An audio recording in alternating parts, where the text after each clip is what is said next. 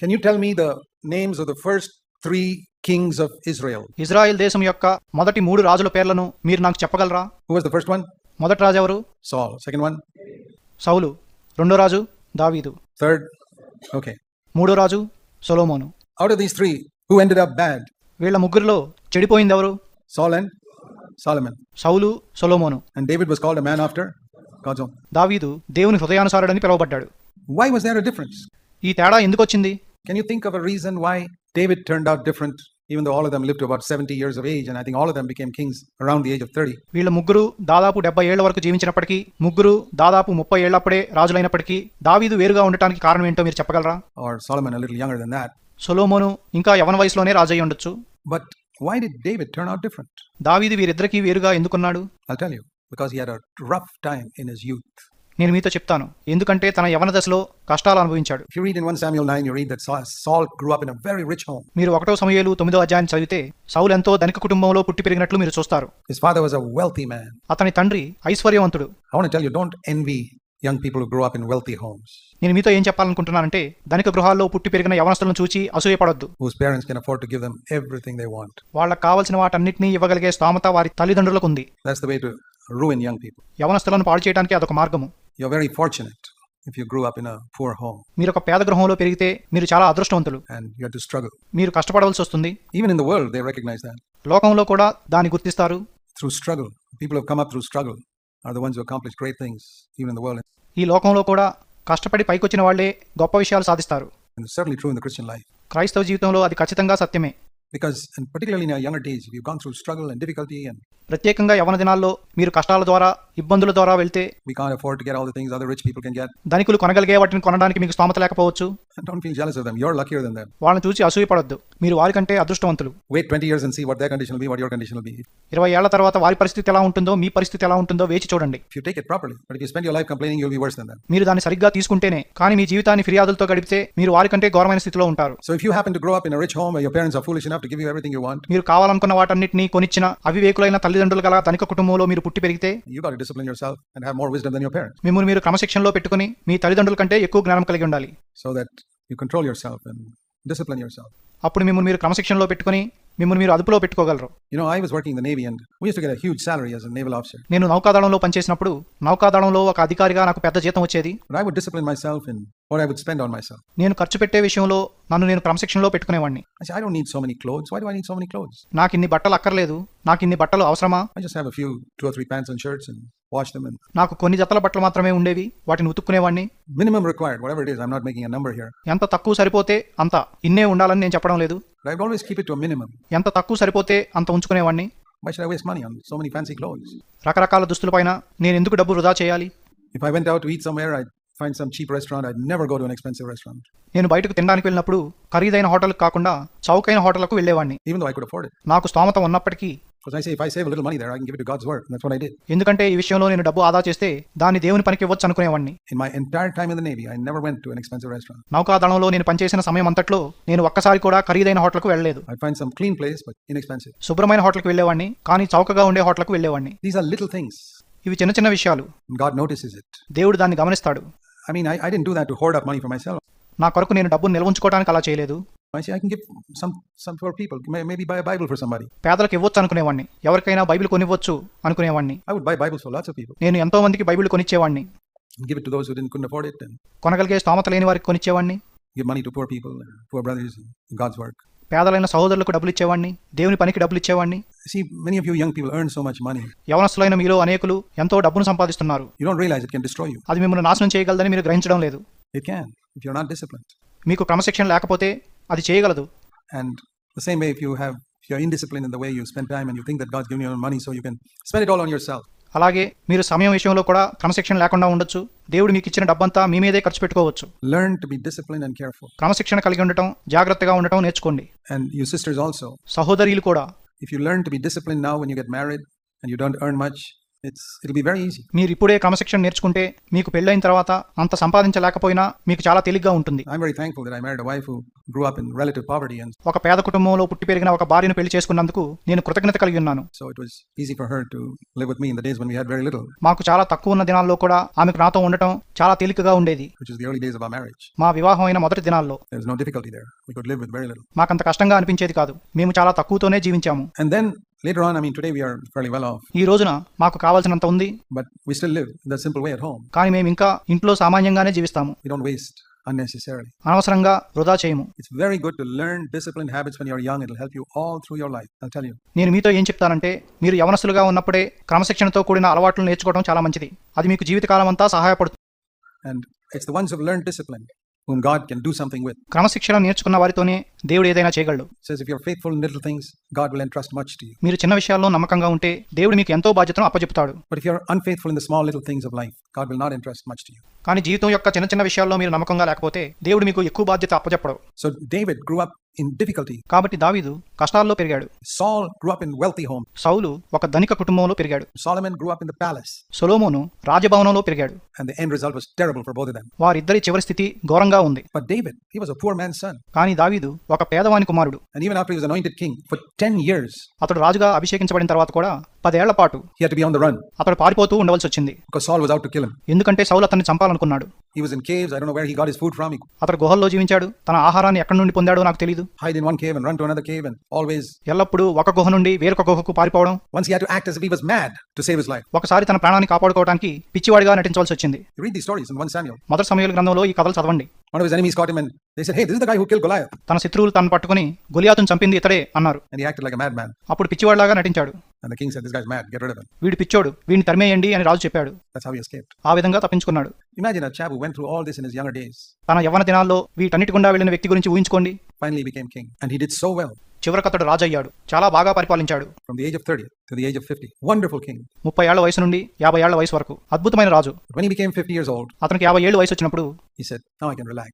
ఇప్పుడు నేను విశ్రాంతి తీసుకోవచ్చు అనుకున్నాడు. We read in 2 Samuel, the time when kings went to battle, chapter 11, he stayed at home. 2 సమూయేలు గ్రంథము 11వ అధ్యాయంలో రాజులు యుద్ధానికి వెళ్లే సమయంలో అతడు ఇంటి యొద్ద ఉండిపోయాడని మనం చదువుతాము. And he was sleeping in the afternoon. మధ్యాహ్నం నిద్రపోయాడు.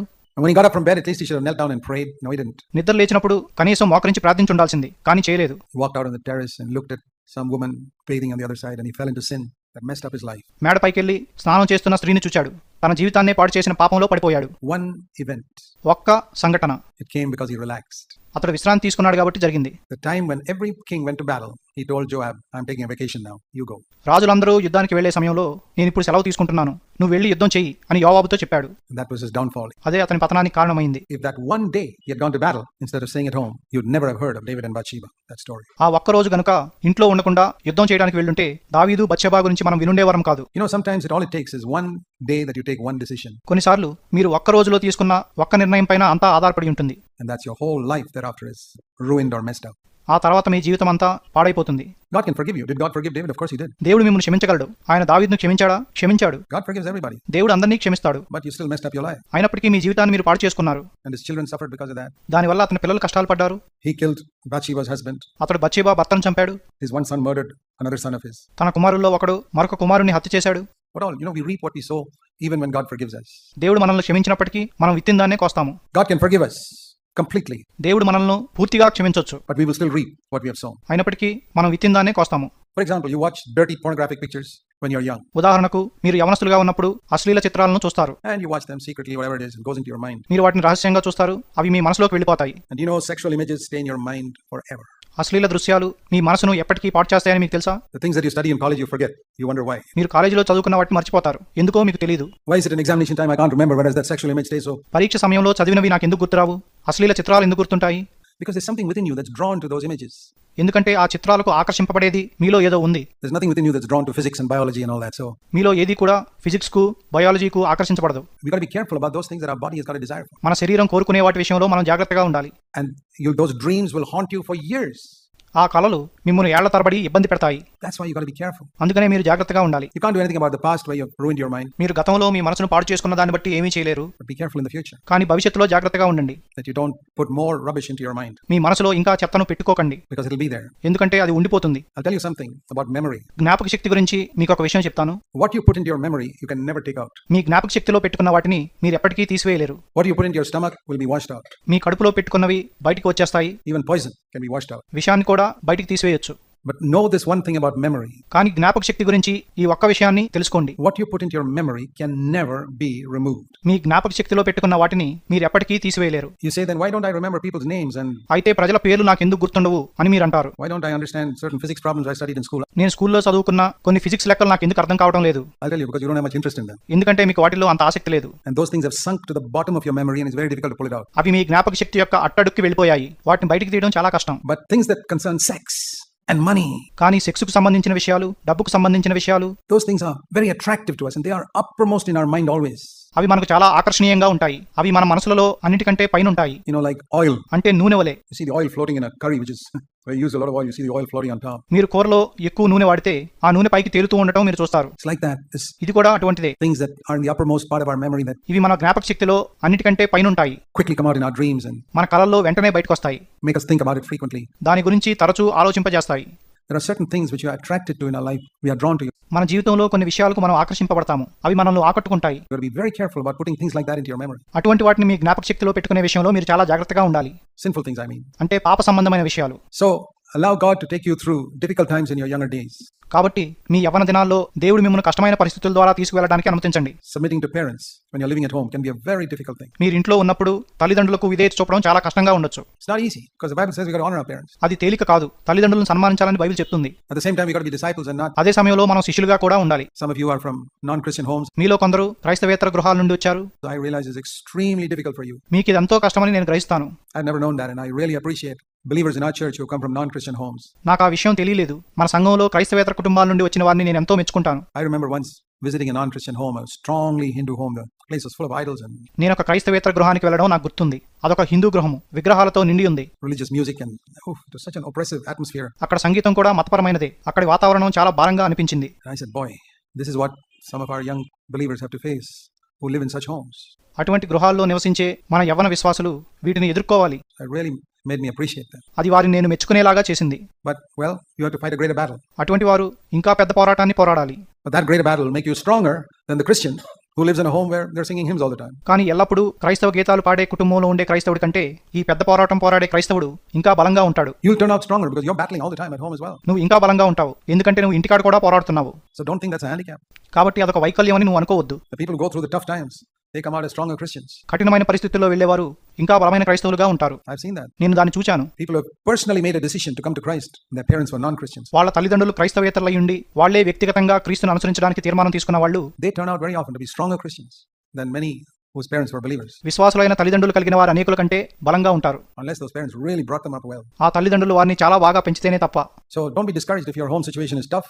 కాబట్టి మీ ఇంటి పరిస్థితి కఠినంగా ఉంటే నిరుత్సాహపడద్దు. That'll make you a stronger Christian. అది నిన్ను బలమైన క్రైస్తవుడిగా చేస్తుంది. And always speak respectfully to your parents, especially when you have to disagree with them. ఎల్లప్పుడూ నీ తల్లిదండ్రులతో మర్యాదపూర్వకంగా మాట్లాడు, ప్రత్యేకంగా వారితో అభిప్రాయ భేదం కలిగినప్పుడు. Whenever you have to disagree with your parents, మీ తల్లిదండ్రులు చెప్పిన దాంతో మీరు ఎప్పుడు అంగీకరించకపోయినా first of all, let your introduction be, Dad, Mom, I love you so much. మొట్టమొదటిగా మీరు ఇలా చెప్పాలి, అమ్మా, నాన్న, నేను మిమ్మల్ని ఎంతో ప్రేమిస్తున్నాను. I really appreciate all that you've done for me from the time I was a baby. నేను శిశువుగా ఉన్నప్పటి నుండి మీరు నా కొరకు చేసిన వాటన్నిటిని బట్టి మిమ్మల్ని ప్రశంసిస్తున్నాను. Don't think I'm ungrateful. నాకు కృతజ్ఞత లేదనుకోవద్దు. I wouldn't be alive today if you didn't take care of me. మీరు నన్ను జాగ్రత్తగా చూసుకోకపోతే నేను ఈ రోజు బ్రతికుండేవాడిని కాదు. Times when I was sick as a baby, you took care of me. నేను ఒక శిశువుగా రోగంతో ఉన్నప్పుడు మీరు నన్ను చూసుకున్నారు. Say that to them so that they know that you really value them. ఆ మాటలు మీరు వారితో చెప్పండి. అప్పుడు మీరు వారికి నిజంగా విలువిస్తున్నారని వారికి తెలుస్తుంది. And then say, but Dad, this thing you're asking me to do is against my conscience. అప్పుడు మీరేం చెప్పాలంటే, నాన్న, నువ్వు నన్ను చేయమంటున్న ఈ పని నా మనసాక్షికి వ్యతిరేకమైంది. Please don't ask me to bow down to this idol. ఈ విగ్రహానికి మొక్కమని దయచేసి నాతో చెప్పొద్దు. Please don't ask me to marry this unbeliever. ఈ అవిశ్వాసిని పెళ్లి చేసుకోమని దయచేసి నాతో చెప్పొద్దు. Please, I love you and respect you. నేను మిమ్మల్ని ప్రేమిస్తున్నాను, గౌరవిస్తున్నాను. It hurts me to say no to you, but I have to say it. మీతో కాదని చెప్పడానికి నాకు బాధ కలుగుతుంది, కానీ నేను చెప్పాలి. Because even you will acknowledge that God is above you. ఎందుకంటే మీకు పైన దేవుడున్నాడని మీరు కూడా అంగీకరిస్తారు. And I understand that God telling me that I must marry someone of like mind. నా వంటి మనసున్న ఒక వ్యక్తిని దేవుడు నన్ను పెళ్లి చేసుకోమంటున్నాడని నాకు అర్థమవుతుంది. Otherwise, my life will be unhappy. లేకపోతే నా జీవితం అసంతోషంగా ఉంటుంది. So when your parents encourage you to marry someone who is not really a godly person, నిజంగా దైవభక్తి లేని ఒక వ్యక్తిని పెళ్లి చేసుకోమని మీ తల్లిదండ్రులు మిమ్మల్ని ప్రోత్సహించినప్పుడు, you ask them, Dad, Mom, do you want me to be unhappy all my life? అమ్మా, నాన్న, నా జీవితకాలం అంతా నేను సంతోషం లేకుండా ఉండాలనుకుంటున్నారా? I will be. If I marry someone who's going that way and I want to go this way. వేరే మార్గంలో వెళ్లే వ్యక్తిని పెళ్లి చేసుకుంటే నాకు సంతోషం ఉండదు. So don't you want me to be happy? మీరు నేను సంతోషంగా ఉండాలనుకోవడం లేదా? That's why I say I want to marry someone who's of the same mind. అందుకనే ఒకే మనసు కలిగిన వ్యక్తిని పెళ్లి చేసుకోవాలనుకుంటున్నానని మీతో చెప్తున్నాను. You got to be very careful. మీరు చాలా జాగ్రత్తగా ఉండాలి. I've seen people who are in CFC and who just went off to please their parents and I don't know where they are today. తమ తల్లిదండ్రులను సంతోషపెట్టాలనుకున్న వారిని CFCలో చూచాను. వారు ఇప్పుడు ఎక్కడున్నారో నాకు తెలియదు. But God will help you. Remember, God is on your side to help you. కానీ దేవుడు మీకు సహాయం చేస్తాడు. మీకు సహాయం చేయడానికే మీ ప్రక్కన దేవుడు ఉన్నాడని గుర్తుంచుకోండి. Stand firm. We don't have to fall like David. స్థిరంగా నిలబడండి. మనం దావీదు వలె పడిపోనక్కర్లేదు. We don't have to be faithful for 20 years and then fall. మనం 20 ఏళ్లుగా నమ్మకంగా ఉండి ఆ తర్వాత పడిపోనక్కర్లేదు. We can be faithful to the end of our life. మన జీవితాంతం వరకు మనం నమ్మకంగా ఉండొచ్చు. That's the wonderful thing about the New Testament. క్రొత్త నిబంధన గురించిన అద్భుతమైన విషయం అదే. Paul didn't start off and fall halfway through. పౌలు ఆరంభించి సగం దూరం వచ్చి నాకు పడిపోలేదు. He was a single man. అతడు పెళ్లి చేసుకోలేదు. He was probably about 30 years old when he was converted. రక్షించబడినప్పుడు అతనికి బహుశా 30 ఏళ్ళు ఉండొచ్చు. What are the sexual passions in a young 30-year-old? 30 ఏళ్ల యవనస్తుడిలో లైంగిక వాంఛలు ఎలా ఉంటాయి? And he was never married. He died when he was 67 or so. అతడు ఎప్పుడూ పెళ్లి చేసుకోలేదు. 67 ఏళ్లకు చనిపోయాడు. 37 years. 37 ఏళ్లు. Through all the rough times of youth. యవన దశలో కష్టకాలం గుండా వెళ్ళాడు. He had the same passions that you and I have. నీకు నాకు ఉన్న కోరికల్ని అతను కలిగి ఉన్నాడు. He fought it. అతడు వాటిని పోరాడాడు. And fought a good fight, he says at the end of his life. తన జీవితం యొక్క చివరి దశలో మంచి పోరాటం పోరాడాను అని చెప్పాడు. I fought a good fight. నేను మంచి పోరాటం పోరాడి తిని. And I'm sure part of that fight was with sexual temptation. ఆ పోరాటంలో ఒక భాగము ఖచ్చితంగా లైంగిక శోధనతో అయి ఉంటుందని నేను నమ్ముతాను. He said, I finished my course. I fought a fight. It wasn't easy for me. నా పరుగు కడముట్టించి తిని. నేను పోరాటాన్ని పోరాడాను. నాకు అదేమీ తేలిగ్గా లేదు. But he says, now there's a crown waiting for me. కానీ ఇప్పుడు నా కొరకు కిరీటం ఉంచబడింది అని అతడు చెప్తున్నాడు. Turn to that verse and you should be able to say that at the end of your life. 2 Timothy 4. ఆ వచనాన్ని చూద్దాము. మీ జీవితం యొక్క చివరి దశలో మీరు ఆ మాటలు చెప్పగలిగి ఉండాలి. 2 Timothy 4. 2 Timothy chapter 4 and verse 6, he says, the time of my departure has come. 2 Timothy 4వ అధ్యాయం 6వ వచనంలో ఏం చెప్తున్నాడంటే, నేను వెడలిపోవు కాలము సమీపమై ఉన్నది. Verse 7, I have fought a good fight. 7వ వచనము, మంచి పోరాటము పోరాడి తిని. I have finished the course. నా పరుగు కడముట్టించి తిని. This is the only race worth running. పరుగెత్త తగిన పందెం ఇదే. And I've run hard right up to the finish. చివరి వరకు కష్టపడి పరిగెత్తాను. And I've kept my faith. నా విశ్వాసాన్ని కాపాడుకున్నాను. Now what's left? ఇప్పుడు ఏముంచబడింది? A crown of righteousness which the Lord will give me in that day. ఆ దినమున ప్రభువు నాకిచ్చు నీతి కిరీటము. He knew that he was not disqualified. అతడు అర్హత పోగొట్టుకోలేదని అతనికి తెలుసు. He had kept the rules. అతడు నియమాలు పాటించాడు. And he finished, but it was with a fight. పరుగు ముగించాడు. కానీ పోరాటాన్ని పోరాడాడు. It was a fight and a race. అదొక పోరాటము మరియు ఒక పరుగు. The Christian life is like a battle and like a race. క్రైస్తవ జీవితం ఒక పోరాటం వంటిది, ఒక పరుగు వంటిది. And you should be able to say at the end of your life, I fought a good fight. మీ జీవితం యొక్క చివరి దశలో నేను మంచి పోరాటం పోరాడి తిని అని మీరు చెప్పగలిగి ఉండాలి. Maybe in the past so far you haven't fought a good fight. బహుశా గతంలో ఇప్పటి వరకు మీరు మంచి పోరాటాన్ని పోరాడలేదేమో. You're relaxed. మీరు విశ్రాంతి తీసుకున్నారు. Maybe you haven't taken the race seriously. You haven't trained for the race. బహుశా మీరు పరుగును తీవ్రంగా తీసుకోలేదేమో. దాని కొరకు తర్ఫీదు పొందలేదేమో. But you're going to do it from today, right? కానీ ఈ రోజు నుండి తీవ్రంగా తీసుకుంటారు కదా. I'm going to say I'm going to fight a good fight from today. ఈ రోజు నుండి మంచి పోరాటాన్ని పోరాడతాను అని చెప్పండి. I'm going to really take this race seriously. I'm going to train. I'm training for the marathon. ఈ పరుగును చాలా తీవ్రంగా తీసుకుంటాను. నేను తర్ఫీదు తీసుకుంటాను. మ్యారథాన్ పరుగు పరిగెత్తడానికి తర్ఫీదు తీసుకుంటాను. I'm going to discipline myself. నన్ను నేను క్రమశిక్షణలో పెట్టుకుంటాను. Not read stuff that's going to pollute my mind. నా మనసును కలుషితపరిచే వాటిని చదవను. Not look at stuff on the computer that's going to pollute my mind or on my phone. నా కంప్యూటర్లో కానీ నా ఫోన్లో కానీ నా మనసును కలుషితపరిచే వాటిని చూడను. I'm going to keep my mind pure for the Lord. ప్రభు కొరకు నా మనసును పవిత్రంగా ఉంచుకుంటాను. Just like you won't put sand into your petrol tank of your scooter or car. Me scooter యొక్క లేక కారు యొక్క పెట్రోల్ ట్యాంకులో మీరు ఎలాగైతే ఇసుక పోయరో అలాగే. Would you do that? Put some sand in? మీరు అలా చేస్తారా? ఇసుక పోస్తారా? And then wonder why the engine is all messed up. అలా చేసి ఇంజిన్ పాడైపోయిందేంటా అనుకుంటారా? When you put pornographic images into your mind, it's like putting sand into your petrol tank. మీ మనసులో అశ్లీల చిత్రాలను పెట్టుకున్నప్పుడు అది మీ పెట్రోల్ ట్యాంకులో ఇసుకను పోసినట్లుంటుంది. Well, if you have problems, then you got to clean it out. మీకు సమస్యలుంటే దాన్ని శుభ్రం చేయాలి. It's easy to clean out a petrol tank, but you cannot clean out your memory. Petrol ట్యాంకును శుభ్రపరచడం తేలికే, కానీ మీ మనసును మీరు శుభ్రపరచలేరు. It'll be there forever. అది ఎప్పటికీ అలాగే ఉండిపోతుంది. The only thing you can do is make those thoughts sink right to the bottom. మీరు చేయగలిగిన ఒకే ఒక పని ఏంటంటే ఆ తలంపులు అడుక్కు వెళ్ళిపోయేటట్లు చేయగలరు. And put better thoughts on top. వాటిపైన మంచి తలంపులు పెట్టుకోవాలి. Thoughts of God's word, meditation on God's word. దేవుని వాక్యం గురించిన తలంపులు, దాని ధ్యానం గురించిన తలంపులు. Then those other thoughts will sink to the bottom. అప్పుడు ఆ వేరే తలంపులు అట్టడుక్కి వెళ్ళిపోతాయి. And they won't trouble you so more. అవి మిమ్మల్ని ఇంకా ఇబ్బంది పెట్టవు. Because there are many other thoughts pressing them down. ఎందుకంటే వేరే అనేకమైన తలంపులు వాటిని కిందకి నెడుతూ ఉన్నాయి. Don't let them come up again by occasionally again going and looking at something dirty. అప్పుడప్పుడు వెళ్ళి అశ్లీల చిత్రాలను చూస్తూ ఆ తలంపులను పైకి రానివ్వకండి. Fight a good fight and finish the course. మంచి పోరాటం పోరాడండి, పరుగును కడముట్టించండి. Think of this wonderful young man called Joseph. యోసేపు అనే ఈ అద్భుతమైన యవనస్తుడి గురించి ఆలోచించండి. You know the story. There's no need to look at it. You read in Genesis 39. మీకు ఆ కథ తెలుసు. మీరు దాన్ని చూడక్కర్లేదు. ఆదికాండం 39లో దాన్ని చదువుంటారు. He was far away from his parents in a far country. అతడు తన తల్లిదండ్రులకు దూరంగా దూరదేశంలో ఉన్నాడు. No Bible, no fellowship, no Holy Spirit. no church, Bible లేదు, సహవాసం లేదు, పరిశుద్ధాత్ముడు లేడు, సంఘం లేదు. nobody to preach to him. అతనికి బోధించేవారు ఎవరూ లేరు. He could sin as much as he liked in the most wicked place on earth, భూమి మీద అతి దుష్టమైన ప్రదేశంలో తనకిష్టం వచ్చినట్లు పాపం చేయొచ్చు. and then tempted by a woman trying to attract him. తన్ను ఆకర్షించాలని చూసే ఒక స్త్రీ చేత శోధించబడ్డాడు. You know what he told her? ఆమెతో ఏం చెప్పాడో మీకు తెలుసా? You should be able to say that. Genesis 39. మీరు అదే చెప్పగలిగి ఉండాలి. ఆదికాండం 39వ అధ్యాయము. It says she pestered him day after day, Potiphar's wife. Potiphar యొక్క భార్య ప్రతిరోజు అతన్ని పీడించింది అని చెప్పబడింది. But he said in verse 9, Genesis 39:9, ఆదికాండం 39:9లో అతడు ఏం చెప్పాడంటే, how can I violate the trust of your husband? నీ భర్త నాపై ఉంచిన విశ్వాసాన్ని నేను ఎలా వమ్ము చేయగలను? And how can I sin against God? దేవునికి వ్యతిరేకంగా నేను ఎట్లా పాపం చేయగలను? How can I do this great evil? ఇంత ఘోరమైన దుష్కార్యాన్ని నేను ఎలా చేయగలను? Imagine a young man, probably around 20 years old, ఊహించుకోండి, బహుశా 20 ఏళ్ల యవనస్తుడు. the passions of youth, nobody to catch him. యవనేచ్ఛలున్నాయి, అతన్ని పట్టుకునేవారు ఎవరూ లేరు. He can sin secretly. అతడు రహస్యంగా పాపం చేయొచ్చు. Have you been in situations like that? నువ్వు అటువంటి పరిస్థితుల్లో ఎప్పుడైనా ఉన్నావా? Where you went out with a boy or went out with a girl and you could do what you wanted? నువ్వు ఒక అమ్మాయితో బయటికి వెళ్ళి, నువ్వు ఒక అబ్బాయితో బయటికి వెళ్ళి నీకు ఇష్టం వచ్చినట్లు చేయగలిగే పరిస్థితిలో ఉన్నావా? Maybe just a little bit. బహుశా కొంచెమే చేసావేమో. Here was a young man who said no. చెయ్యను అని చెప్పిన యవనస్తుడు ఇక్కడ ఉన్నాడు. He didn't have the understanding you get in CFC. మీరు CFCలో పొందే గ్రహింపు అతనికి లేదు. That teaches us you don't need all the CFC understanding and messages to be kept from sin. మీరు పాపం చేయకుండా ఉండాలంటే CFCలో ఉండే గ్రహింపు, వర్తమానాలు అవసరం లేదని అది మనకు నేర్పిస్తుంది. You just need to fear God. మీరు కేవలం దేవునికి భయపడాలి. If you don't fear God, all the knowledge of CFC will not help you to stay away from sin. మీరు దేవునికి భయపడకపోతే CFCలో మీరు పొందే జ్ఞానమంతా పాపం చేయకుండా మిమ్మల్ని ఆపదు. A little bit of fear of God is better than all this Bible knowledge. ఈ Bible జ్ఞానం అంతటికంటే కొంచెం దేవుని భయం కలిగి ఉండటమే శ్రేష్టమైంది. What did he have? No knowledge of the Bible. There was no Bible those days. అతనికి ఏముంది? బైబిల్ జ్ఞానం లేదు. ఆ రోజుల్లో బైబిలే లేదు. But he feared God. కానీ అతడు దేవునికి భయపడ్డాడు. A little bit he learned about God from his father Jacob by the time he was 17 when he left home. And that kept him. తన ఇంటిని విడిచినప్పుడు 17 ఏళ్ల వయసులో దేవుని గురించి తన తండ్రి అయిన యాకోబు యొద్ద నుండి నేర్చుకున్న కొంచెమే అతన్ని కాపాడింది. And he, day after day, it says in verse 10, he would not listen to her, not just once. రోజు వెంబడి రోజు అతడు ఆమె మాట వినలేదు. ఒక్కసారి మాత్రమే కాదు. Again she said, come, come. He said, no. Again, no. మరలా ఆమె రమ్మని చెప్పింది, రానన్నాడు.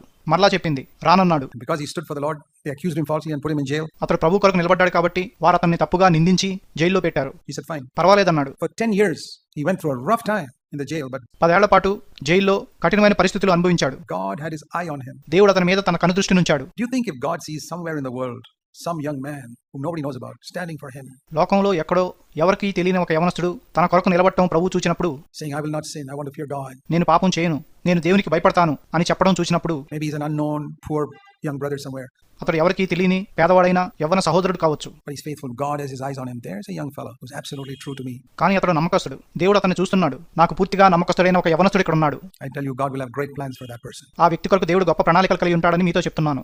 Nobody will be able to suppress him. అతన్ని ఎవరూ అణచివేయలేరు. One day God will raise him up ఒకరోజు దేవుడు అతన్ని లేవనెత్తుతాడు. and accomplish great things through him, just like he did with Joseph. యోసేపుతో చేసినట్లే అతనితో కూడా చాలా గొప్ప విషయాలు నెరవేరుస్తాడు. You must be one of those young men and women whom God sees in secret. దేవుడు రహస్యంగా చూసే అటువంటి యవన స్త్రీ పురుషుల వలె నువ్వు కూడా ఉండాలి. Faithful, unlike some of your friends. నమ్మకంగా ఉండాలి. మీ స్నేహితుల వలె ఉండొద్దు. You'll go through rough times, you'll be falsely accused. మీరు కష్టాల గుండా వెళ్తారు, తప్పుగా నిందించబడతారు. Joseph was falsely accused. It was all part of his education. యోసేపు తప్పుగా నిందించబడ్డాడు. అది అతని విద్యాభ్యాసంలో ఒక భాగము. I've been falsely accused in so many areas. నేను అనేక విషయాల్లో తప్పుగా నిందించబడ్డాను. I was taken to court for 10 years by religious people. 10 ఏళ్ల పాటుగా మతానుసారులైన వారి చేత నేను కోర్టుకు తీసుకువెళ్లబడ్డాను. It was part of my education. అది నా విద్యాభ్యాసంలో ఒక భాగము. It all made me a better man. అదంతా నన్ను మెరుగైన వ్యక్తిగా చేసింది. And trials will make you a better man too. కష్టాలు నిన్ను మెరుగైన వ్యక్తిగా చేస్తాయి. The early years of our marriage, we went through so much financial difficulty. మాకు పెళ్ళైన మొదటి సంవత్సరాల్లో మేమెన్నో ఆర్థిక ఇబ్బందులు గుండా వెళ్ళాము. I could not even rent a house. నేను ఒక ఇంటిని కూడా అద్దెకు తీసుకోలేకపోయాను. I didn't have money for rent అద్దె కట్టడానికి కూడా డబ్బులు లేవు. because my income had gone down 85% when I left my job. ఎందుకంటే నా ఉద్యోగాన్ని విడిచిపెట్టినప్పుడు నా ఆదాయం 85% పడిపోయింది. I had to just live in one small room of my parents' house. నా తల్లిదండ్రుల ఇంట్లో ఒక చిన్న గదిలో ఉండవలసి వచ్చింది. It wasn't easy. అదంత తేలికైన విషయం కాదు. And we struggled for 2-3 years. We struggled. It was good for us. మేము కష్టాలు పడ్డాము. 2-3 ఏళ్లుగా కష్టాలు పడ్డాము. అది మాకు మంచి చేసింది. Never bought any new clothes, and కొత్త బట్టలు కొనుక్కోలేదు. even for our little son, we sometimes didn't have enough money to buy milk powder. And చిన్నవాడైన మా కుమారుడికి కూడా పాలు కొనడానికి డబ్బులు ఉండేవి కావు. it was all good for us. Very good. అదంతా మాకు మేలు చేసింది. చాలా మేలు చేసింది. We didn't know what the future lay ahead of us, భవిష్యత్తులో మా ముందేముందో మాకు తెలియలేదు. but it was good. కానీ అది మాకు మేలు చేసింది. The Lord was testing. In this struggle, will you be faithful? ఈ కష్టాల్లో మీరు నమ్మకంగా ఉంటారా అని ప్రభు పరీక్షించి చూశాడు. And there were temptations. శోధనలు కూడా వచ్చాయి. Like I got a scholarship to go for a free 3-year Bible course in Canada. Canada దేశంలో 3 ఏళ్ల పాటు బైబిల్ కాలేజీకి వెళ్ళడానికి నాకు స్కాలర్షిప్ వచ్చింది. I said no. నేను వద్దన్నాను. God did not call me to go to Bible school. Bible కాలేజీకి వెళ్ళడానికి దేవుడు నన్ను పిలవలేదు. And there was an organization here called FIBA. FIBA అనే సంస్థ ఇక్కడ ఉండేది 1972, 40 years ago. 1972లో 40 ఏళ్ల క్రితము. They said, come, join us, we'll make you director. నువ్వు వచ్చి మా సంస్థలో చేరు, నిన్ను డైరెక్టర్గా చేస్తాము. You got free car, free telephone, free house. I said no. ఉచితంగా కారు, ఉచితంగా టెలిఫోను, ఉచితంగా ఇల్లు పొందొచ్చని చెప్పారు. నేను వద్దన్నాను. God's not called me to sit behind a desk and raise money. ఒక చోట కూర్చుని డబ్బును సేకరించడానికి దేవుడు నన్ను పిలవలేదు. I'm called to preach the word. నేను వాక్యాన్ని బోధించడానికి పిలువబడ్డాను. Now when I look back, I can see God was testing me. నేను ఇప్పుడు వెనక్కి తిరిగి చూసినప్పుడు దేవుడు నన్ను పరీక్షించాడని అర్థమవుతుంది. Will you go the way I called you, or will you choose the easy path of money and comfort? నేను పిలిచిన మార్గంలో వెళ్తావా, లేక డబ్బు సౌకర్యాలతో కూడి ఉన్న సులువైన మార్గంలో వెళ్తావా? You will also face it in different ways. మీరు కూడా అనేక రకాలుగా దాన్ని ఎదుర్కొంటారు. Make the right choices. సరైన ఎంపికలు చేసుకోండి. You know, when I look back on my life, నా జీవితాన్ని నేను తిరిగి చూసుకున్నప్పుడు I can say that it was a life full of many forks. అనేక కూడలున్న జీవితం అని నేను చెప్పగలను. You know what a fork in the road is? రోడ్డులో ఒక కూడలంటే ఏంటో మీకు తెలుసా? You come and then you find a fork, one going this way, one going that way. కూడలంటే ఒకటి ఈ దిక్కు వెళ్తుంది, ఒకటి ఆ దిక్కు వెళ్తుంది. And very important which one you take. మీరు ఏ దిక్కులో వెళ్తారో చాలా ముఖ్యమైన విషయం. When you take the right one, you come to another fork. మీరు సరైన దిక్కులో వెళ్తే ఇంకో కూడలి దగ్గరికి వస్తారు. And you go further along the right path, another fork. మళ్ళీ సరైన దిక్కులో వెళ్తే మరొక కూడలి వస్తుంది. And another fork. And I can see that my whole life was just a number of forks in the road. అటువంటివి అనేకమైనవి వస్తాయి. నా జీవితంలో అటువంటివి అనేకమైనవి వచ్చాయని నేను చెప్పగలను. And boy, am I thankful that I took the right ones. నేను సరైన దిక్కులో వెళ్ళినందుకు కృతజ్ఞత కలిగి ఉన్నాను. So you'll come to forks in the road where you can choose your own way. కాబట్టి మీరు కూడా రోడ్డు మీద వెళ్తున్నప్పుడు కూడలి ఎద్దుకు వస్తారు. అక్కడ మీ సొంత మార్గాన్ని ఎంచుకోవచ్చు. Which is easy. అది తేలికైన మార్గము. So all other believers will tell you, hey, why don't you go? This is all right. Everybody does it. ఇతర విశ్వాసులంతా ఇలా ఎందుకు వెళ్ళకూడదు, అందరూ వెళ్తున్నారు కదా అంటారు. Or the more difficult path of the way that what Jesus would do. లేక కష్టమైన దారిలో వెళ్ళొచ్చు, యేసు వెళ్లే దారిలో. And it may be difficult. It's a lonely path. అది కష్టంగా ఉండొచ్చు, అది ఒంటరి మార్గం కావచ్చు. But one day when you look back, you will see that made all the difference in your life. కానీ ఒక రోజు మీరు వెనక్కి తిరిగి చూసినప్పుడు మీ జీవితంలో దీనివల్ల ఎంతో తేడా వచ్చిందని మీరు చూస్తారు. Compared to the others who may have more money, more comfort. ఇతరులకు ఎంతో డబ్బు ఉండొచ్చు, ఎన్నో సౌకర్యాలు ఉండొచ్చు. But will have more regrets in eternity as well. కానీ నిత్యత్వంలో ఎంతో పశ్చాత్తాపం కూడా కలిగి ఉంటారు. So learn from the scriptures. కాబట్టి లేఖనాల నుండి నేర్చుకోండి. These young men like David, Joseph. యోసేపు, దావీదు వంటి యవనస్తుల నుండి. Moses, he was a little boy when he went to Pharaoh's palace. మోషే ఫరో రాజభవనానికి వెళ్ళినప్పుడు చిన్న బాలుడు. But he came out at the age of 40. కానీ 40 ఏళ్ల వయసులో బయటకు వచ్చాడు. Rejecting three things.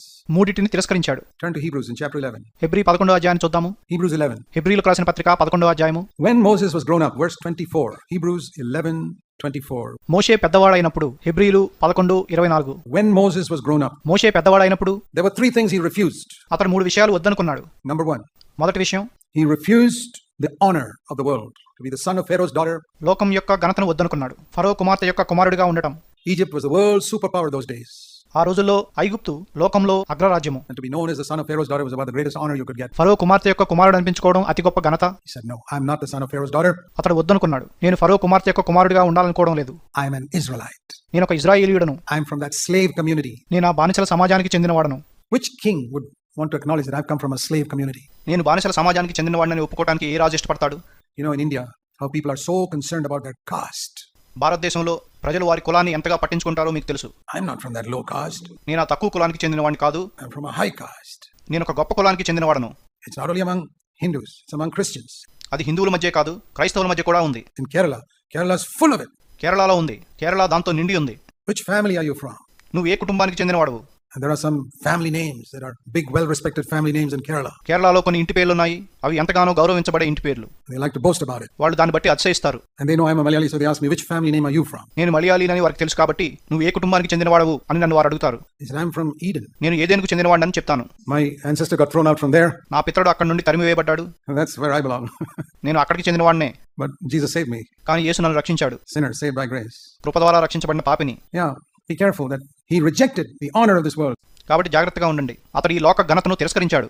Secondly, రెండవదిగా he rejected the pleasures of sin, verse 25. 25వ వచనం, అతడు పాప భోగాలను తిరస్కరించాడు. This is the one verse in the Bible which says there is pleasure in sin. పాపంలో భోగం ఉందని చెప్పే బైబిల్లో ఉన్న ఒక్క వచనం ఇదే. But it also says it's a passing pleasure. కానీ అది అల్పకాల భోగమేనని కూడా చెప్తుంది. Think of the pleasures of sin that you have had. నువ్వు పొందిన పాప భోగాల గురించి ఆలోచించు. Any pleasure of sin that you have had in your past life, has it lasted more than 5 minutes? నీ గత జీవితంలో నువ్వు పొందిన పాప భోగము 5 నిమిషాల కంటే ఎక్కువ ఉందా? Not even 5 minutes. 5 నిమిషాలు కూడా లేదు. Whatever pleasure of sin you had, think back. నువ్వు ఎటువంటి పాప భోగాన్ని పొందినా దాని గురించి ఆలోచించు. You enjoyed it for a little while, it's gone. నువ్వు కొంత సమయం దాన్ని ఆనందించావు, తర్వాత పోయింది. It's a passing pleasure. అది అల్పకాల భోగము. That's why the devil fools you. అపవాది నిన్ను అలాగే మోసం చేస్తాడు. He tells you it's permanent. It's not permanent. అది శాశ్వతంగా ఉంటుందని చెప్తాడు. అది శాశ్వతంగా ఉండదు. It's a passing pleasure. అది అల్పకాల భోగము. Regret is permanent. పశ్చాత్తాపం శాశ్వతంగా ఉంటుంది. The pleasure is only temporary. భోగము తాత్కాలికంగానే ఉంటుంది. Isn't that true today? ఈ రోజున అది నిజం కాదా? You got years of regret. మీరు సంవత్సరాల తరబడి పశ్చాత్తాపడుతున్నారు. The pleasure you got was just a few minutes. మీరు పొందిన భోగము కొద్ది నిమిషాల మట్టుకే ఉంది. Moses recognized that, and you must recognize it too. మోషే దాన్ని గుర్తించాడు, మీరు కూడా దాన్ని గుర్తించాలి. The third thing he rejected was అతడు తిరస్కరించిన మూడో విషయం ఏంటంటే the wealth of the world, verse 26, the treasures of Egypt. 24వ వచనం, ఈ లోకము యొక్క ఐశ్వర్యము, ఐగుప్తు యొక్క ధనము. There's nothing wrong with being wealthy if you earned it honestly, మీరు ధనాన్ని నిజాయితీగా సంపాదించుంటే ధనికులుగా ఉండటంలో తప్పేమీ లేదు. without telling lies, without cheating, and using the abilities God gave you. అబద్ధాలు చెప్పకుండా, మోసం చేయకుండా, దేవుడు మీకు ఇచ్చిన సామర్థ్యాలతో. God bless you. I hope you will learn a lot. దేవుడు మిమ్మల్ని దీవించునుగాక. మీరు ఎంతో సంపాదిస్తారని ఆశిస్తున్నాను. I always say that if you have a choice between a low paid job and a high paid job, choose the high paid one if you don't have to sacrifice your conscience. నేను ఎప్పుడు ఏం చెప్తానంటే, మీరు తక్కువ జీతం ఉన్న ఉద్యోగం, ఎక్కువ జీతం ఉన్న ఉద్యోగం మధ్య ఎంచుకోవాల్సి వస్తే, మీ మనస్సాక్షికి వ్యతిరేకంగా వెళ్ళవలసి రాకపోతే ఎక్కువ జీతం ఉన్న ఉద్యోగాన్ని ఎంచుకోండి. I always encourage people to study as much as you can. మీరు చదవగలిగినంత చదువుకోమని నేను ప్రజలను ఎప్పుడూ ప్రోత్సహిస్తాను. Get a PhD if possible, కుదిరితే PhD పట్టాను పొందుకోండి. so that you get a good job, so you can earn a good salary. That's all fine. అప్పుడు మీరు మంచి ఉద్యోగాన్ని పొందగలరు, మంచి జీతాన్ని పొందగలరు. అదంతా మంచిదే. But don't make money your God. కానీ డబ్బును మీ దేవుడిగా చేసుకోవద్దు. That's the point. అదే విషయం. Don't, for the sake of the treasures of Egypt, compromise your conscience or do something ఐగుప్తు ధనాని కొరకు మీ మనసాక్షికి వ్యతిరేకంగా వెళ్ళొద్దు, లేక అటువంటిది ఏదైనా చేయొద్దు. where you don't have enough time for God now. అలా చేస్తే మీకు దేవుని కొరకు సరిపడా సమయం ఉండదు. Have you heard the story of that businessman? It's probably not a true story, but it's a parable. ఒక వ్యాపారవేత్త గూర్చిన కథను మీరు విన్నారా? అది నిజమైన కథ కాకపోవచ్చు, అది ఒక ఉపమానము. Of this businessman who's very active in Christian work in the church. ఒక వ్యాపారవేత్త క్రైస్తవ పనిలో, సంఘంలో చాలా చురుగ్గా పనిచేసేవాడు. But his business began to prosper, and as the business prospered, he attended less and less meetings in the church. కానీ అతని వ్యాపారం అభివృద్ధి చెందినప్పుడు అతడు సంఘంలో కూటాలకు హాజరవడం తగ్గించేశాడు. Till sometimes now on Sunday also he couldn't come every Sunday. అప్పుడప్పుడు ఆదివారం కూడా వచ్చేవాడు కాదు. He would try and come 2-3 Sundays, and gradually it became 2 Sundays a month. నెలకు 2-3 ఆదివారాలు వచ్చేవాడు, తర్వాత నెలకు 2 ఆదివారాలే వచ్చేవాడు. Because business was so. ఎందుకంటే వ్యాపారం ముఖ్యమైపోయింది. Finally, 1 Sunday a month, 1 Sunday in 2 months, he would come to church. చివరిగా నెలకు ఒక ఆదివారము, 2 నెలలకు ఒక ఆదివారము వచ్చేవాడు. And the elders would see him. Yeah, he says, yeah, I'll come, very busy. పెద్దలు అడిగినప్పుడు, వస్తాను, నాకు తీరిక లేదు అంటూ ఉండేవాడు. One day, he had 3 sons. One day, a poisonous snake bit one of his sons. అతనికి 3 కుమారులు ఉన్నారు. ఒకరోజు ఒక విషపూరిత పాము అతని కుమారుల్లో ఒకరిని కాటువేసింది. And the doctor, this is very bad, and the doctor said, I don't have much hope. పరిస్థితి విషమించింది. డాక్టర్లు అంత నిరీక్షణ లేదని చెప్పారు. Because the poison has spread all over the body. ఎందుకంటే విషం శరీరం అంతా వ్యాపించింది. And then he called for the elder of the church. అప్పుడు సంఘ పెద్దను పిలిపించాడు. So the elder was a wise man. ఆ సంఘ పెద్ద జ్ఞానము గలవాడు. He said, please pray. ప్రార్థన చేయమని అడిగాడు. He said, Lord, thank you for this snake. అతడు ఇలా ప్రార్థించాడు, ప్రభువా, ఈ పామును బట్టి నీకు వందనాలు. What I could not do in 6 months, the snake has accomplished in 2 minutes. నేను 6 నెలల పాటుగా చేయలేకపోయిన పనిని ఈ పాము 2 నిమిషాల్లో చేసింది. Made them think about you. వీళ్లను నీ గురించి ఆలోచించేలాగా చేసింది. Now send 2 more snakes to bite the other 2 sons also. ఇప్పుడు మిగతా 2 కుమారులను కాటువేయడానికి ఇంకా 2 పాములను పంపు. And then heal all of them. ఆ తర్వాత వాళ్ళందరినీ స్వస్థపరచు. So that they'll never have to be reminded again about you. అప్పుడు వారికి ఇంకెప్పుడు నీ గురించి ఎవరూ గుర్తు చేయక్కర్లేదు. It's a parable. ఇదొక ఉపమానము. But learn a lesson from it. కానీ దాని నుండి ఒక పాఠం నేర్చుకోండి. That don't wait till some calamity hits before you think about God. మీరు దేవుడి గురించి ఆలోచించే ముందు ఒక ఉపద్రవం వచ్చే వరకు వేచి ఉండకండి. Don't pursue after wealth to such an extent that the spiritual things in your life get crowded. మీ జీవితంలో ఆత్మ సంబంధమైన విషయాలను అణచివేయనంతగా ధనాన్ని వెంటాడవద్దు. Moses made a decision. మోషే ఒక నిర్ణయం తీసుకున్నాడు. And he had been trained only for a few years by his mother at home, and he remembered it at the age of 40. అతడు ఇంటికాడ తన తల్లి చేత కొద్ది సంవత్సరాలు మాత్రమే తర్ఫీదు చేయబడ్డాడు. కానీ 40 ఏళ్ల వయసులో దాన్ని గుర్తుంచుకున్నాడు. I don't want honor in the world. I don't want sin. నాకు లోకంలో ఘనత వద్దు, నాకు పాపం వద్దు. I don't want money. I want to live for God. నాకు డబ్బులొద్దు, నేను దేవుని కొరకు జీవించాలనుకుంటున్నాను. You know, you wonder why Moses became such a great leader. Here's the secret. మోషే అంత గొప్ప నాయకుడు ఎలా అయ్యాడా అని మీరు అనుకుంటారు. ఇదే రహస్యం. You can be one too, brothers and sisters. సహోదర సహోదరీలారా, మీరు కూడా అలా ఉండొచ్చు. You sisters, you're like that. God will give you a godly man as your husband one day. సహోదరీలారా, మీరు అలా ఉంటే దేవుడు ఒక రోజు ఒక భక్తిపరుడైన వ్యక్తిని మీకు భర్తగా ఇస్తాడు. And together you can have a ministry. మీరు కలిసి ఒక పరిచర్యను కలిగి ఉండొచ్చు. Not a full-time ministry. అది పూర్తికాల పరిచర్య కాదు. I think the days for full-time ministry are over in India. భారతదేశంలో పూర్తికాల పరిచర్య చేసే రోజులు అయిపోయాయని నేను అనుకుంటాను. The best way to serve God today is earning your own living and being active in the work of the Lord. ఈ రోజు దేవుని సేవించడానికి శ్రేష్టమైన మార్గము మీ జీవనోపాధిని మీరు సంపాదించుకొని ప్రభు పనిలో చురుగ్గా పనిచేయడం. Where your job is only a means of supporting yourself. మీ ఉద్యోగం మిమ్మల్ని మీరు పోషించుకోవడానికి మాత్రమే. And your main job is building the church. మీ ప్రధానమైన పని సంఘాన్ని కట్టడం. You have a great inheritance in CFC. మీకు CFCలో గొప్ప స్వాస్థ్యం ఉంది. I never had it when I was your age. నాకు మీ వయసు ఉన్నప్పుడు నాకు అది లేదు.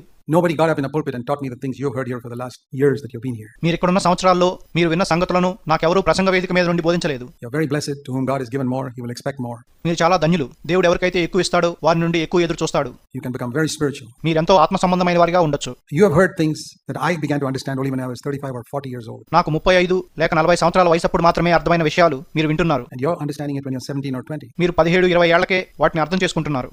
But I hope therefore you will overtake me spiritually. కాబట్టి మీరు ఆత్మీయంగా నన్ను దాటిపోతారని ఆశిస్తున్నాను. Because you're hearing it at an earlier age. ఎందుకంటే చిన్న వయసులోనే మీరు వాటిని వింటున్నారు. But I don't think you will. కానీ దాటిపోతారని నేను అనుకోవడం లేదు. Because I'm running very fast. ఎందుకంటే నేను చాలా వేగంగా పరిగెడుతున్నాను. And I don't know whether you'll catch up with me. మీరు నన్ను అందుకుంటారో లేదో నాకు తెలియదు. I hope you will. మీరు అందుకుంటారని ఆశిస్తున్నాను. I sincerely wish you'll go ahead of me. మీరు నన్ను దాటిపోతారని యథార్థంగా కోరుకుంటున్నాను. But you got to run pretty fast if you want to go ahead of me. I'll tell you that. కానీ మీరు నన్ను దాటిపోవాలంటే మీరు చాలా వేగంగా పరిగెత్తాలి. Spiritually, I run pretty fast. ఆత్మీయంగా నేను చాలా వేగంగా పరిగెడతాను. So I want to encourage you. Go that way. Let's pray. కాబట్టి మీరు ఆ మార్గాన్ని వెళ్ళాలని ప్రోత్సహిస్తున్నాను. ప్రార్థన చేసుకుందాం. Let's bow our heads in prayer. ప్రార్థనలో మన తలలు ఉంచుదాం. Take some decisions while you're bowed before God. మీ తలలు ఉంచినప్పుడు కొన్ని తీర్మానాలు తీసుకోండి. And say, Lord, I want to take some hard decisions right now. ప్రభువా, నేను కొన్ని కఠినమైన నిర్ణయాలు తీసుకోవాలనుకుంటున్నాను. I can't keep them without your help, Lord. నీ సహాయం లేకుండా నేను వాటిని పాటించలేను. But I want you to fill me with the Holy Spirit నీ పరిశుద్ధాత్మతో నన్ను నింపమని కోరుకుంటున్నాను. and help me to remind myself of these decisions tomorrow and every day. నేను తీసుకున్న ఈ తీర్మానాలను రేపు ప్రతిరోజు గుర్తు చేసుకోవడానికి నాకు సహాయం చేయి. To daily remind myself I have to take up the cross. నేను అనుదినము సిలువనెత్తుకోవాలని గుర్తు చేసుకోవడానికి నాకు సహాయం చేయి. That's the way all the great men of God and women of God have walked all these years. గొప్ప దైవజనులు దైవజనురాళ్ళు ఈ సంవత్సరాలన్నిట్లో ఆ మార్గంలోనే వెళ్లారు. Daily reminder. ప్రతిరోజు గుర్తు చేయి. This is the way I've got to go. ఈ మార్గంలోనే నేను వెళ్ళాలని. I'm not going to walk the way of other Christians. ఇతర క్రైస్తవులు నడిచిన దారిలో నేను నడవను అని దేవునితో చెప్పండి. God bless you all. Heavenly Father, దేవుడు మిమ్మల్ని అందరినీ దీవించుగాక. పరలోకపు తండ్రి, I think of these wonderful young people here. ఇక్కడ ఉన్న అద్భుతమైన యవనస్తుల గురించి ప్రార్థిస్తున్నాను. Oh, how the devil would like to get them and mess up their life. అపవాది వారిని పట్టుకుని వారి జీవితాలను పాడు చేయాలని చూస్తున్నాడు. Please protect them. దయచేసి వారిని సంరక్షించు. Help them to be true. వాళ్ళు యథార్థంగా ఉండటానికి సహాయం చేయి. Help them to know, first of all, that they are your children, that you got a plan for their lives.